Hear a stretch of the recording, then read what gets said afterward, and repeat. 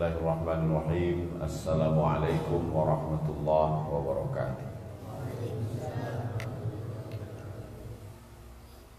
Alhamdulillah wassalatu wassalamu ala Rasulillah wa ala alihi wa sahbihi wa man da'a bi da'watihi wa istanna bi sunnatihi ila yaumil liqa'i rabbih wa ba'd.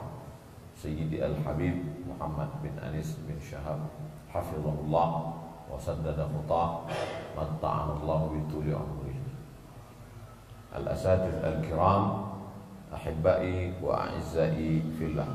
Adik-adik sekalian, insyaallah kita semua dimuliakan Allah Subhanahu wa taala. Amin ya rabbal alamin. Seandainya terbakar semua Quran yang ada di dunia ini, yang ada di perpustakaan Maroko, yang ada di Makkah, di Madinah, hancur semuanya, terbakar, apakah Al-Quran hilang dari permukaan bumi? Tidak. Quran masih tetap ada. Di mana? Di handphone. Karena ada aplikasi Quran digital. Lalu kemudian lewatlah satu meteor di atas bumi. Meteor ini terbuat dari besi berani karena dia menarik magnet. Ditariknya semua yang ada di atas muka bumi ini. Mobil tertarik, motor tertarik, besi-besi tertarik, handphone kita pun tertarik. Quran di kertas hilang, Quran yang ada di aplikasi hilang. Apakah Al-Quran hilang? Tidak. Al-Quran masih tetap ada di kepala santri-santri Habib Muhammad bin Anis. Itulah mengapa Allah Subhanahu wa taala, Allah itu satu. Qul huwallahu ahad, la ilaha illa huwa al-wahidul ahadus samad. Ini Abdus Samad. Allah itu satu, tunggal, esa, tidak berbilang. Tapi ketika dia cerita tentang Quran, maka dia sertakan para penghafal Quran. Apa kata Allah Subhanahu wa taala? Inna nahnu nazzalna dzikra wa inna lahu lahafizun. Kami menjaga Al-Quran. Allah kan satu, kok dia bilang kami? Kami menjaga Al-Quran. Aku dan para penghafal Quran ikut menjaga Al-Quran. Kira-kira kalau disertakan dalam rombongan gubernur, bangga atau enggak bangga? Bangga. Bapak kesini mau masuk, ada security. Memangnya masuk mana? Kami rombongan gubernur. Ya, bagaimana kalau disertakan bersama dengan Allah Subhanahu wa taala? Jadi adik-adik bukan rombongan bupati, bukan rombongan wali kota, bukan rombongan presiden, bukan rombongan, tapi rombongan bersama dengan Allah Subhanahu wa taala. Inilah orang-orang yang dimuliakan Allah. Al-Quran di dalam kepalanya. Ada kertas. Kertas bisa dibuat layang-layang, kertas bisa dibuat mainan, kertas bisa dibuat tisu, ingus, kertas mohon maaf bisa dibuat menjadi tisu pembersih kotoran. Kertasnya sama, dibuat dari pabrik yang sama, warnanya sama, toko yang jual sama, tapi kertas ini tidak boleh diletakkan di lantai. Kertas ini kalau sampai dinistakan orang bisa masuk penjara. Kenapa? Karena di atas kertas itu tertulis Bismillahirrahmanirrahim, Alhamdulillahirabbil alamin, Arrahmanirrahim. Kertas yang ada tulisan surat Al-Fatihah tidak boleh diletakkan di bawah lebih rendah dari lutut. Tidak boleh dipegang oleh orang yang bernajis, berhadas kecil besar. La yamassuhu illal mutahhar. Kenapa kertas itu menjadi mulia? Karena di kertas itu ada Al-Quran. Gua, banyak sekali gua-gua di dunia ini. Gua, katanya gua yang paling banyak di Jakarta. Siapa lu, siapa gua? Gua lubang batu di atas gunung banyak di Indonesia, tapi isinya cuma kalong. Gua Batman. Tapi gua itu menjadi mulia. 4,6 juta, 4,7 juta jamaah haji Indonesia ingin naik ke atas gua itu. Ada apa dengan gua itu? Karena di dalam gua itulah turun Iqra bismi rabbikal ladzi khalaq, khalaqal insana min 'alaq, iqra wa rabbukal akramul ladzi 'allama bil qalam, 'allamal insana ma lam. Ya. Menjadi mulia. Ada orang mencium kulit kambing. Ngapain ente cium kulit kambing? Saya bukan nyium kulit kambing, saya mencium apa yang ada di dalam kulit kambing itu. Apa yang ada dalam kulit kambing itu? Kulit kambing ketika menjadi sampul Al-Quran. Dicium kulit kambing itu, dikasih parfum, dipeluk, dibawa, diletakkan mulia, dimasukkan ke kotak kayu jati, dibalut dengan sutra, diletakkan di rumah orang kaya. Aku nikahkan engkau dengan anakku dengan mahar seperangkat alat sholat dan kitab suci Al-Quran, gak pernah dibuka sampai mati. Nah, jadi mulia kulit kambing. Padahal awalnya kulit kambing itu hina, digunting-gunting jadi sendal tapak kaki. Nasib kulit kambing ketika buat jadi beduk, belum bangun orang subuh sudah dipukul duluan. Bang, bang, bang. Tapi ketika dia dekat dengan Al-Quran, dia menjadi kemuliaan. Gua menjadi mulia karena Quran. Kertas menjadi mulia karena Quran. Kulit kambing menjadi mulia karena Quran. Bulan Januari, Februari, Maret, April, Juni, Juli, Agustus, September, Oktober, November, Desember tidak ada dalam Quran. Tapi ketika Quran turun di bulan itu, langsung disebutkan dalam Quran. Syahrul Ramadan alladzi unzila fihil, bersanding dia dalam satu ayat. Bulan menjadi mulia. Enggak ada syahrul Rabiul Akhir, enggak ada. Syahrul Zulhijjah, enggak ada.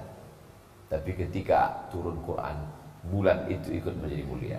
Malam Ahad, malam Senin, malam Selasa, malam Rabu, malam Kamis, tengah malam, midnight, malam tahun baru. Tapi begitu Al-Quran turun malam itu menjadi malam yang mulia. Inna anzalnahu fi lailatul qadr. Dalam ayat lain, inna anzalnahu fi lailatin mubarakah. Kenapa? Karena pada malam itu turun Al-Quran. Apapun yang bersanding dengan Al-Quran menjadi mulia. Mulutnya sama, lidahnya sama, bibirnya sama, tenggorokannya sama, air liurnya sama. Tapi yang satu dimuliakan, diminta air, disuruh tiup, baca. Kenapa? Karena dibacakan Al-Quran di dalam. Bismillah.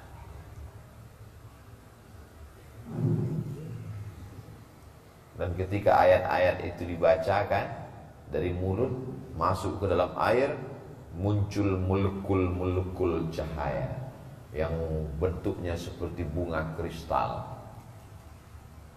Saya nggak percaya Pak Ustaz, nggak kelihatan. Lihatnya jangan pakai mata, lihatnya pakai mata hati. Ngelihatnya pakai mikroskop. Yang lihat orang Jepang, dia tulislah buku judulnya The Miracle of Water, THE Miracle of Water. Tulis saja, melihat molekul cahaya. Ternyata ayat Al-Quran ketika dibacakan ke air, air ikut menjadi mulia. Dan tubuh manusia ini isinya air. Mana tubuh manusia ini isi air? Darah, darah itu air. Belum ada manusia ini kalau disobek badannya keluar kecap, enggak ada. Manusia ini isinya darah, dan darah itu adalah air. Air itu dibacakan Quran tiap hari, maka darahnya ikut menjadi mulia. Tapi semulia-mulianya darah Ustaz Abdul Somad beda dengan darah Habib Muhammad bin Anis. Mengalir darah Nabi Muhammad sallallahu alaihi wasallam. Golongan darahnya N, Nabi. Allahumma shalli ala sayyidina Muhammad wa ala ali sayyidina Muhammad. Jadi adik-adik kalau mau mulia, maka masukkan Al-Quran ke dalam. Masya Allah, tabarakallah. Ada yang 30 juz, ada yang juz 30, macam-macam. Mudah-mudahan semua menjadi para penghafal Quran. Begitulah Allah Subhanahu wa taala memuliakan sahabat Nabi itu banyak sekali. Tapi yang menjadi imam diangkat oleh Sayyidina Amirul Mukminin Umar ibn al-Khattab, Ubay bin Ka'ab. Kenapa? Karena dia paling mengerti, paling banyak hafal, paling bagus suaranya dan paling hebat Qur'annya. Banyak sahabat Nabi, tapi sahabat ini diperintahkan Nabi untuk membacakan Al-Quran kepada Nabi. Iqra, baca. Kata dia, kaifa aqra'u 'alaika wa 'alaika unzal. Bagaimana mungkin saya mau bacakan Quran? Al-Quran itu diturunkan kepadamu. Dia adalah Sayyidina Abdullah ibn Mas'ud. Bismillahirrahmanirrahim. Ketika dia bacakan Quran, tiba-tiba fa'idha ainahu tazrifan, meleleh ayat Nabi. Ketika Abdullah bin Mas'ud membacakan ayat, fa kaifa idza ji'na min kulli ummatin bi syahidin wa ji'na bika ala haula'i syahida. Fa idza ainahu tazrifan, menggenang meleleh air mata Nabi. Hasbuka, enough, cukup. Wis, ikiai. Kenapa? Karena ayat itu bercerita ketika nanti setiap nabi didatangkan menjadi saksi bagi umatnya, maka untuk seluruh umat didatangkan Sayyidul Awwalina wal Akhirin, Sayyidul Thaqalain, Sayyidina wa Maulana Muhammad sallallahu alaihi wasallam. Dan siapa yang akan mendapatkan syafaat? Iqra'ul Quran, bacalah Quran, fa innahu ya'ti yaumal qiyamah. Quran akan datang pada hari kiamat, syafi'an li ashabi, memberikan syafaat pada orang yang membacanya. Penghafal Quran diberikan Allah syafaat, dan syafaat itu bisa dia bagi kepada orang lain. Adik-adik membagikan syafaatnya ke ibunya karena melahirkannya, ke ayahnya, ke istrinya, ke anaknya. Dia bingung, ini syafaat masih banyak. Akhirnya dia berikan kepada Ustadz Abdul Somad. Mau nggak? Mau. Kayaknya nggak setuju. Jadi Abdul Somad itu masuk surga bukan karena amalnya. Abdul Somad masuk surga karena syafaat dari anak-anak penghafal Quran yang mereka sayang. Gak sampai hati melihat saudaranya masuk neraka. Almar'u ma'aman ahab, orang akan bersama dengan siapa yang dia cintai. Apapun yang dekat dengan Al-Quran menjadi mulia. Malam menjadi malam Lailatul Qadar.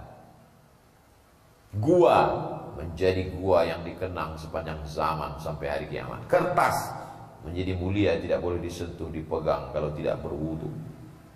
Apa saja kalau sudah bersentuhan dengan Quran menjadi mulia. Kulit kambing menjadi mulia karena Quran.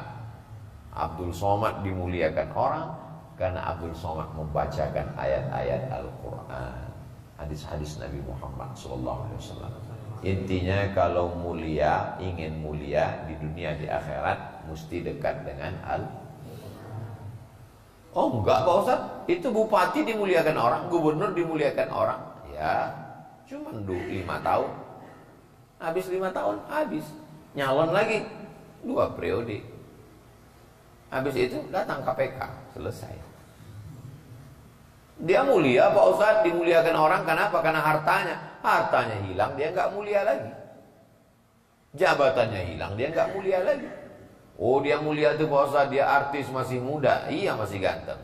Kalau udah tua, wajahnya berubah. Dia sudah meninggalkan dunia hitam, rambutnya putih semua,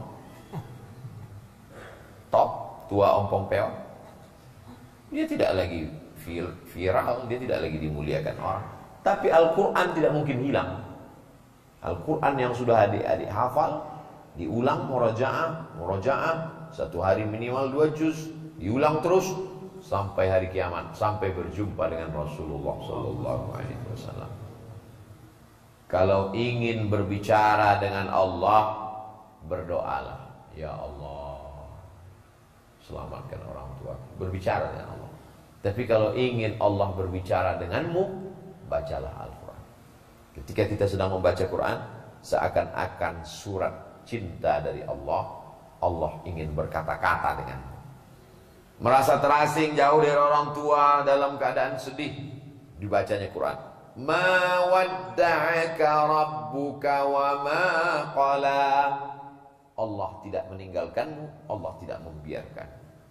Terasa hidup ini berat, sulit, susah, baca Quran.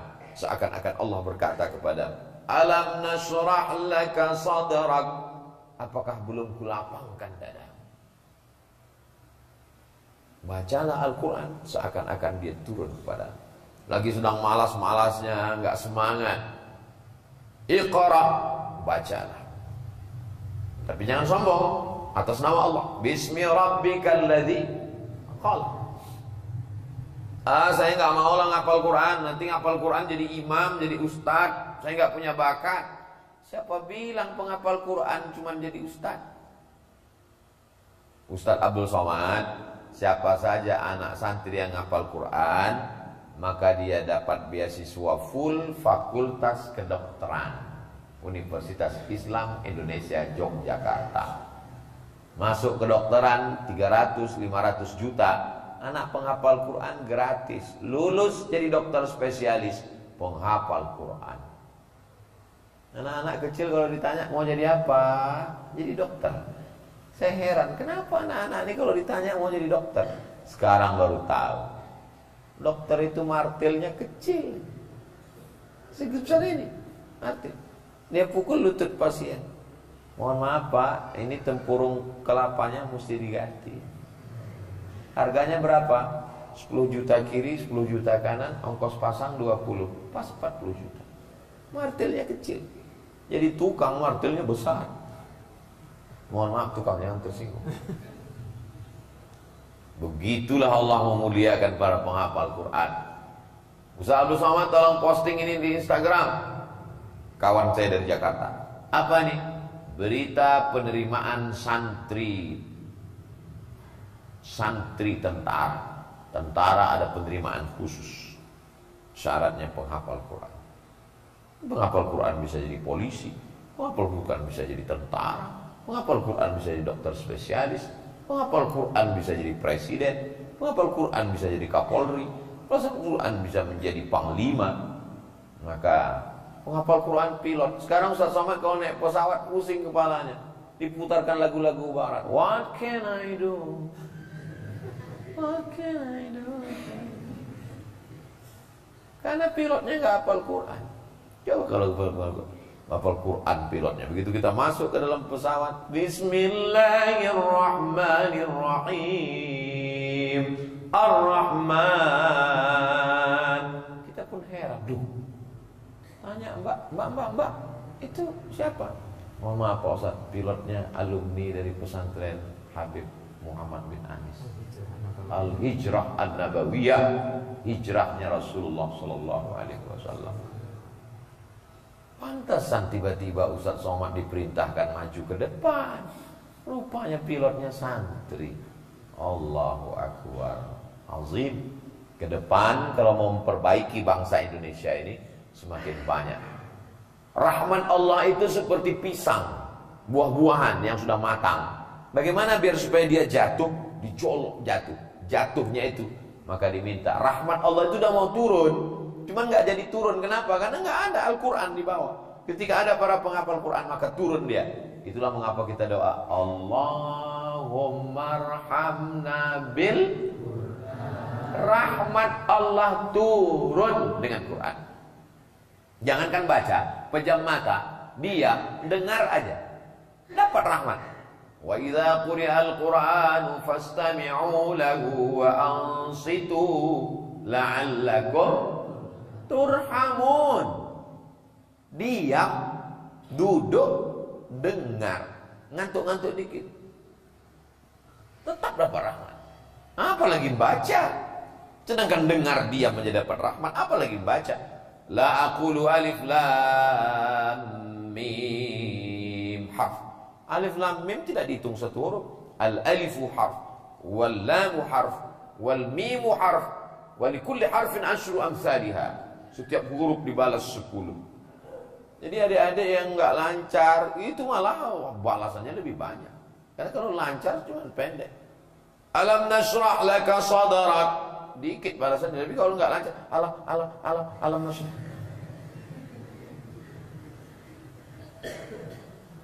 Al-magiru bil Quran, orang yang magir membaca, menghafal, memahami, mengajarkan Quran. Ma'as safaratil kiramil bararah, bersama para malaikat. Idza as-samaa'u fatarat wa idzal kawakibu tasarat wa idzal biharu fujjirat wa idzal qubur bu'thirat. Ketika dibangkitkan semua yang dikubur, pandang ke depan malaikat, ke belakang malaikat, ke kanan malaikat, ke kiri malaikat, ke atas malaikat. Loh, aku kok jadi malaikat? Aku itu siapa?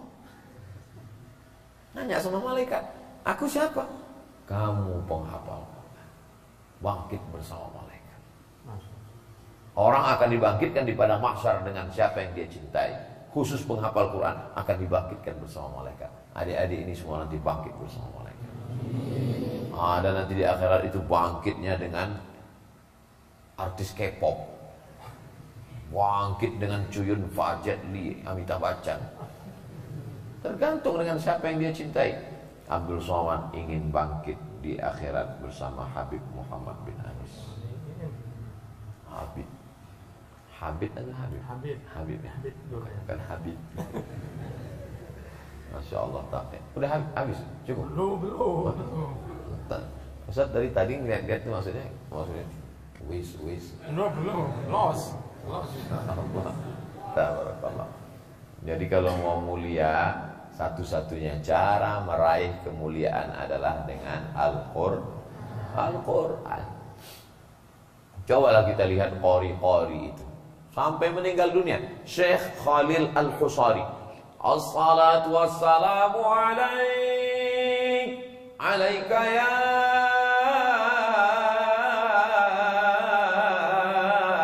man. Syekh Khalil Al-Husari sudah lama meninggal. Syekh Abdul Basit Abdul Samad dari Mesir sudah lama meninggal, tapi sampai hari ini suaranya diputar. Kadang kita sampai di suatu kota, Ustaz Samad kalau sampai masih jam 5, jam 3 subuh udah terdengar Bismillahirrahmanirrahim. Hebat sekali kota ini. Begitu kita datang ke masjid, rupanya flash disk. Flash disk Syekh Abdul Basit, flash disk Syekh Mustafa, flash disk Syekh Khalil Al-Husari, flash disk Syekh Ahmad Nu'aina. Sebagiannya sudah meninggal dunia puluhan tahun yang lalu, tapi pahalanya mengalir. Dari satu orang penghafal Quran pulang ke rumahnya, lalu kemudian punya murid 10. Bayangkan setiap adik punya murid 10. Berapa jumlahnya? Wakeh tenan. Banyak sekali.